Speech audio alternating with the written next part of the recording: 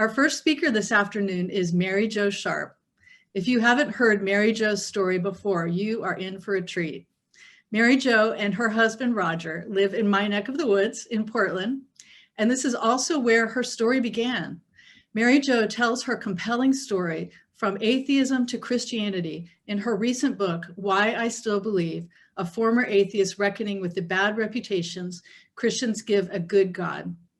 Mary Jo is an assistant professor of apologetics at Houston Baptist University, a popular international speaker, and the founder and director of Confident Christianity Apologetics Ministry. Let's welcome Mary Jo Sharp as she shares her story, how apologetics helped form my identity. Thank you, Derry. Well, if I could sum up my story in a single thought or a sentence, I'm tempted to use a misquote of Mahatma Gandhi, which is, I like your Christ, I do not like your Christians. Your Christians are so unlike your Christ. Now, the actual quote is attributed to a family friend and a friend of Gandhi's family. And he said it this way: Jesus is ideal and wonderful, but you Christians, you are not like him. Either quote tells the same story. These men encountered Christians who are not such a great example of the reality of God, nor of the truth of the scriptures. And ever since I became a Christian, I've struggled with the hypocrisy that I saw in the church. So I grew up atheist, but not angry atheist, more of a cultural atheism that I picked up from living in the Pacific Northwest in the Portland area in the 70s and 80s. So my family moved here into Portland, Oregon in 1976. And though they didn't raise me in church, what they did raise me with was a great love of the arts and sciences and of nature in general. My dad was a huge fan of the atheist science popularizer Carl Sagan, and so my dad naturally also loved cosmology, and he taught me to wonder and awe at the universe in which I lived, and he taught me to see the beauty of the environment all around me. But he was also a musician, and my parents loved, like I said, the arts. They taught me a love of the arts, and they took me to, back in the day, Portland used to put on free concerts at the Washington Park Amphitheater. And so there was musicals and concerts and all sorts of things. And they took me to those as much as they could. And and eventually I became a musician as well.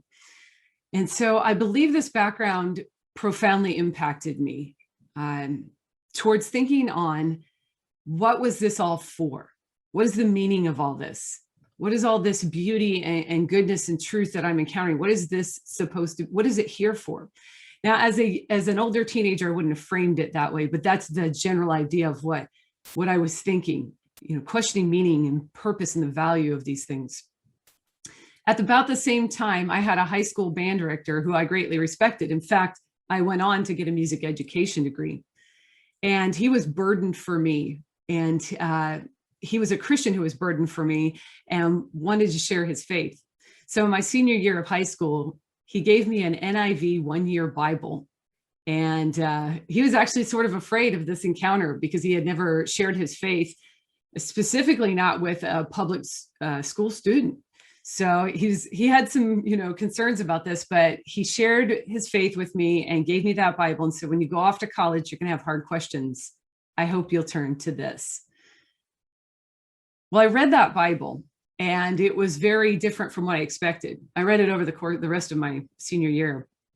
And I was a person who liked reading mythology, Greek and Egyptian mythologies. And this was very different from what I had expected it to be. It was historical and biographical. And one of the writers who really impressed me in the Bible was Luke.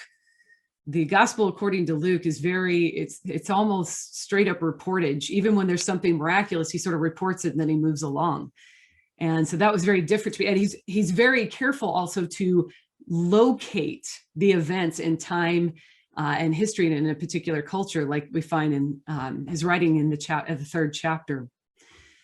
So I I became interested to find out more about God. And when I went off to college, I actually did the reverse of what a lot of people are worried about. They're worried about kids going off to college and losing their faith. And I went off to college and actually began to explore faith for the first time. I visited churches, and I eventually found one that explained very clearly the salvation of Jesus and why I needed a savior. And it was in college that I trusted him for my salvation. So you could say that that was when I met Jesus. But then I met the church, and she's not always so beautiful. In fact, I found that she was full of hypocrisy and judgmentalism. I kind of wished my first time church attendance had come with a disclaimer. Churches could post a sign or place some fine print at the bottom of the bulletin that says, church attendance may cause discomfort or extreme discomfort. Side effects of interactions with humans include, but are not limited to, doubt, anger, disappointment, disillusionment. You see, from the very first day that I walked into the church as a brand new believer, right after I had accepted Jesus, I'm walking into the church to go into that service, that worship service, to profess in front of all these Christians my newfound belief in God. And I'm nervous. I'm emotionally messy because I come from a very different culture. The church that I was going to do this in was a Southern evangelical church. It was down where my college was in the South. So I didn't know anything of the culture. I didn't know what to expect. But as I'm walking up to that worship service on the first day, the pastor's wife is standing outside the sanctuary, and she's greeting everybody as they come in. And what I'm sort of expecting in this mess of emotions is for her to say something along the lines of, wow, I heard that you accepted Christ. Welcome. This is so exciting. That was sort of what in my idealism, that's what I expected. And as I walk up to her, she's smiling. She looks me over, her smile drops, and she says, oh, honey, we need to find you better clothes. Not quite what I expected for my first day as a new believer, especially as I'm about to go into this uncomfortable situation, walk up the aisle in front of the whole church and profess in front of everybody that I become a believer when this is a very uncomfortable situation for me, not knowing this church culture. So ever since my very first day, I've had this sort of seed planted in me that Christians don't necessarily believe what they say they believe. That was my thought. Well, I was married. I not only met Jesus in college, I met my husband in college, and he was a born and raised Southern Baptist. And after we had gotten married, he quickly felt led to ministry. And so we became involved in youth ministry. We were both education majors, so that made sense. And that in ministry was where I saw so much of the ugly in the church. I saw the patterns of behaviors in believers that didn't match what I was reading in the Bible, the kinds of things that we were supposed to be guiding our lives by. I saw that people weren't even trying to change, that they just wallowed around in vice, unrepentant, didn't care, rationalized vices. We're even proud of some of them. And what that did is it caused me, like that very first day, that interaction of hypocrisy and judgmentalism, seeing these people who were sort of were committed to their vices, caused me to distrust people in the church. And I began to wonder, do any of them really believe in God? Do they really believe what the Bible says? They say it's the absolute truth, but do they actually believe it? And that's over and over in the church. My experiences were saying, no, they don't. No, they don't. No, they don't. And that distrust of people, the people called themselves Christian, began to transfer over to distrust of the person of God. I began to think to myself, what was it I really did back then when I committed myself to Christ? And I began to have doubt about my belief. But there was another thing going on as well. It wasn't just limited to like an intellectual doubting. Obviously, there was some emotional factors going on, and that led to this desire welling up in me, which was that I was sort of hoping it wasn't true. Maybe Christianity isn't true. And I was desiring that so that I could walk away from this community that I had gotten myself involved with. I'd be embarrassed that I had been duped, but at least I would be liberated and I could leave this whole mess. So I had these two sort of warring desires in me, which one was my desire to walk away from Christianity, to disprove it. And the other desire, which was, by that time, my husband had become involved in ministry. And I knew that that would not be good for him to have an atheist wife or a person who professed atheism as a wife. So at this time, there was another memory in my mind that sort of helped me understand what was going on and just kept reminding me I couldn't just walk away based on this hypocrisy issue. And that was the memory of my newborn daughter. I had a child while I was in college. And so that in of itself made for an emotionally messy situation because I was young.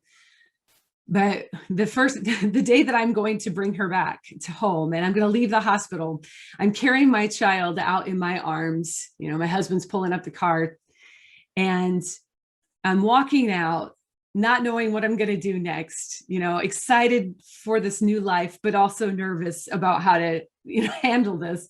And I open up the doors of the hospital and I walk into a big wash of cigarette smoke, this thick, heavy cloud. And I'm just, this is not the way I saw this going. And so I look over to find where it's coming from. And as I look off to the side of the doors, there's a group of doctors and nurses taking a smoke break. And I thought, what a bunch of hypocrites. These people are if I went if I met with one of them, if I had an appointment, they would absolutely tell me right now that if I was a smoker, it will kill me. And yet they're out here smoking. And I thought, this is such hypocrisy. And then I kept thinking, these people, they've chosen to live into the rebellion of the truth that they professed. And then I realized that's also true of some of the Christians that I encounter. They can absolutely profess belief in God. They can be committed to belief in God and live in rebellion in small ways and in big ways to the truth that they profess. So I couldn't let the behaviors of Christians be the basis for my judgment of the truth of Christianity.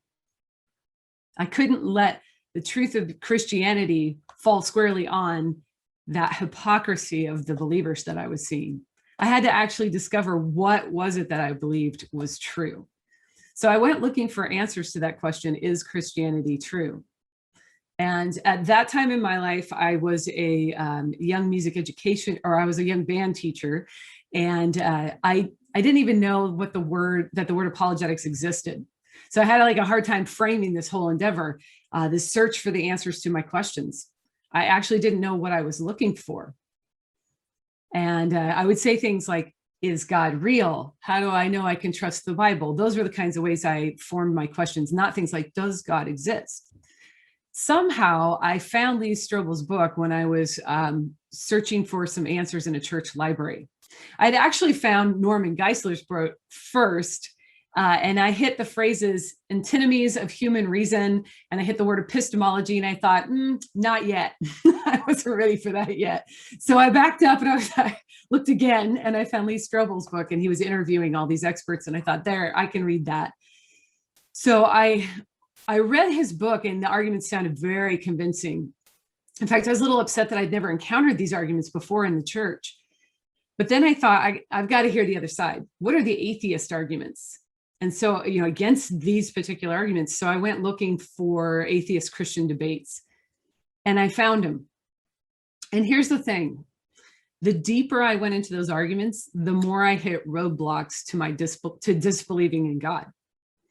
And by roadblocks, I mean, I hit things like needing an objective reference point for goodness, for how I knew what was good. Needing a grounding for trusting my reasoning ability. Trying to understand what the nature of the origin of the universe was or could be. And then encountering the evidence of the resurrection and seeing that it looked like Jesus's death and resurrection was one of the most historical events that we could ever know. So I kept hitting a brick wall of reasons for God's existence, and I couldn't get around it. The evidence kept pointing me to God, not away. But there was another thing that was going on. Apologetics wasn't just giving me arguments to rationally consider and then to, throw back at people. But it was beginning to change my life. As I was looking deeply into these arguments, the arguments began to shape and mold me. The philosophy, the theology involved began to influence my life. Each apologetic argument was affecting my view of the world, my view of myself, and then, of course, my view of others. So they were affecting me personally. So let me give you a couple of examples. The problem of evil. Now, while I'm not going to lay the problem of evil out for you, I'm going to tell you that as I dug deeply into it, and as I started hearing things like, as I started realizing that there are logical possibilities, but like God cannot logically actualize a world in which humans have freedom but never choose to do wrong. As I started to wrap my mind around those kinds of thoughts, I began to understand that people in the church are fallen human beings who will fail me in every way possible, because that's what humans do. That's what we do. And I'm going to fail others as well. And it's going to be that way whether I'm in church community or I'm out of church community, because the human essential nature doesn't magically change whether someone believes in God or not. They're still human. So the question that came to me as I started to encounter the problem of evil very deeply was, what am I supposed to do with that? What does that do in my life? And that's when the Sermon on the Mount came alive to me in ways I've never considered before. Jesus is there in Luke 6, actually teaching me what to do in light of the existence of evil in a world that a good God has created. And in Luke 6, from like 27, if you'll read from like 27 to 31, he says to do good, or to love your enemies. And he basically lays out to do good to those who aren't doing good to you. He's telling us we don't have to conform to the world's ways, which are in Matthew 5, Matthew gives us the passage of loving your neighbor and hating your enemy. So to translate that sort of to today is, I'm going to do good to those who think like me and act like me, believe like me, right? Jesus said you don't have to do that. In fact, that's not what you're supposed to do. You're supposed to do good to everyone. And that's how we live in the redemption that he brought.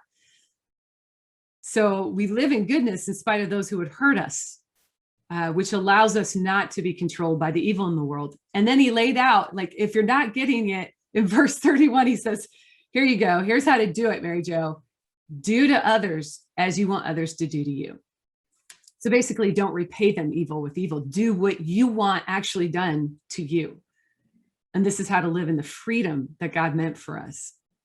So the problem of evil taught me to sort of Gandalf the situation for you Lord of the Rings fans, or to Obi-Wan Kenobi it for you Star Wars fans. Everybody around me is going to fail me. And the people I love, the people closest to me, are going to do some of the worst things. But I still do good in accordance with what my master has taught me. That's my choice to make, to live in that goodness. And then the ontological and the Kalam cosmological argument. I once was asked by a student, I did go and do teaching at Summit Ministries. I don't know how many of you know those. They have that ministry, but they have camps throughout the summer for high school and college age students. And we do this open chat, like Q&A thing where you can ask me anything. And one student one time asked me, what does the Kalam cosmological argument mean for your life, your daily living? And I was like, I love this question. This is awesome. Thank you. And I said, well, here's what it means for me. If everything that begins to exist has a cause, and the universe began to exist, therefore the universe has a cause, then I said, I'm going to skip a little bit here and go to, well, what is that cause? What kind of, what does that cause have to look like? And I can kind of throw in the ontological argument a little bit there about, God being the maximally great being of which we can conceive as the creator of the universe. Then that says some things to me. It means that the universe was intentionally and purposefully created by a perfect being. So what this being made was purposeful. It was intended to be. That means for me, I was meant to be here, and my life has intention and purpose. I am not an accident. of a vast and different universe, but I'm supposed to be here. And what did God intend me for? He intended me for goodness, the goodness of his original creation, which we can see by going back to Genesis 1 and reading where God made a value statement on his creation saying that it was very good. So it means a lot to me. These arguments have already started to show me that my life already has purpose and intentionality to it. That the being that created everything, the perfectly good being, meant for me to be. And then the evidence of the resurrection.